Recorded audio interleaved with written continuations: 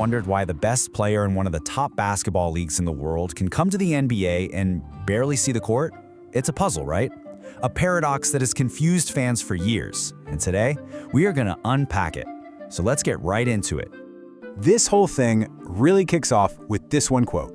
I mean, just imagine, you've won the highest honor in your league, you make the jump to the NBA, and your new coach says this before you've even played a real game. It's kind of shocking, and it just perfectly sets the stage for the problem we're about to dig into. So this is our big question. How does this even happen? And look, it's not as simple as saying one league is just better than the other. The real answer, as we're about to see, is way more complicated and really pulls back the curtain on two very different basketball worlds. Okay, so here's how we're going to break it all down. First, we'll look at this MVP paradox head-on. Then we'll get into the physical mismatch these guys face, the huge change in the role on the team, and of course, the off-court culture shock. And finally, we'll tie it all together to really understand what's going on. All right, first up, the MVP paradox. We're going to zoom in on two recent guys who are perfect examples, Sasha Vezenkov and Vasilije Micić. Both came over to the NBA fresh off of winning the EuroLeague MVP. So here's the first thing you have to understand. In Europe, these guys are the entire system. Micić, he's what you call a primary creator. The ball is always in his hands, he's making all the decisions, controlling the whole game. Vezenkov is a player whose team is built to get him the perfect shot every single time. They're basically the sun that their teams orbit around. And that brings us to the first major hurdle, the physical side of things. And we're not just talking about guys being bigger or faster. It's about how that physicality completely changes the game, especially on defense. Now just look at the difference here. In Europe, it's all about team defense, running complex systems. A smart system like that can actually hide a player's weaknesses on D. But the NBA, it's a totally different beast. It's all about one-on-one, iso ball. The pace is way faster and the game is designed to expose your defensive flaws. There's literally nowhere to hide. And this physical difference acts like a filter, and we've seen it over and over. You have Facundo Campazzo, an absolute wizard in Europe, who is just too small for the NBA game. Milos Teodosic was a creative genius with the ball, but he just couldn't keep up with the explosive guards in the NBA. And that's the exact same challenge Vezenkov is facing right now, where his defense is seen as a major weak spot. And the drive to prove you can make it is just immense. This number? $5.3 million. That's how much Facundo Campazzo paid out of his own pocket to get out of his contract just for a shot with the Denver Nuggets. It was a huge personal gamble that sadly didn't work out. It just shows you how high the stakes are. Okay, let's move on to our next point, which is every bit as critical as the physical side. The absolute 180-degree turn a player's role takes when they come over. They go from being the star to just another guy.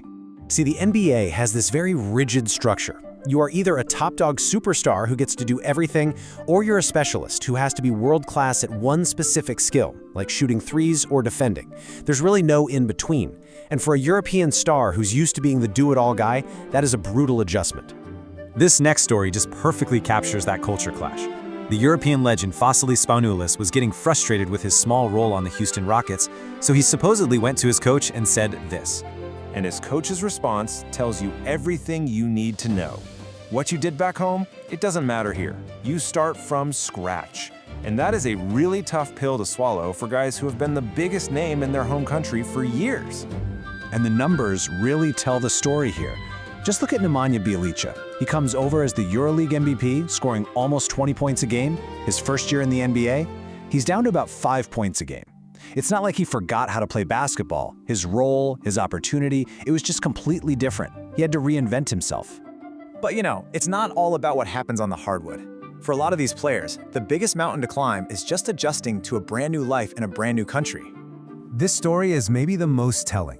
Nikola Micić was a good, successful NBA player. He was offered a $45 million contract, and he turned it all down to go back to Europe. The reason? He just felt lonely and isolated.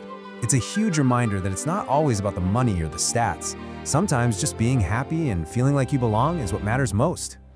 And you really see players go down two very different roads. You've got a legend like Juan Carlos Navarro, who had a decent season but just packed his bags and went home because he never felt comfortable.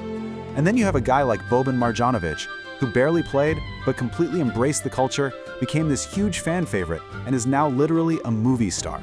It just shows that succeeding off the court is just as important as on it. So let's bring all this home. This whole conversation, it shouldn't be about failure or which league is better. It's really about fit. It's about two different basketball worlds that just happen to use the same orange ball. Probably the best way to think about this is with this idea of a basketball ecosystem. Each league has its own blend of rules, roles, speed, and culture. And those things combine to create a completely unique environment that rewards a very specific and very different set of skills. So here it is, the main takeaway. It's not that these players failed. Micić and Vezenkov are incredible basketball players. The issue is that their specific identities as players, which were perfected in the European ecosystem, just weren't very compatible with the NBA's ecosystem. It's a story about systems, not about the limits of the players themselves. Which leaves us with one final thing to think about. What really is the measure of success in sports today? Is it being the absolute best in the world that was built for you? Or is it being able to adapt and survive and find a way to make it in a world that wasn't? That's a good question to chew on.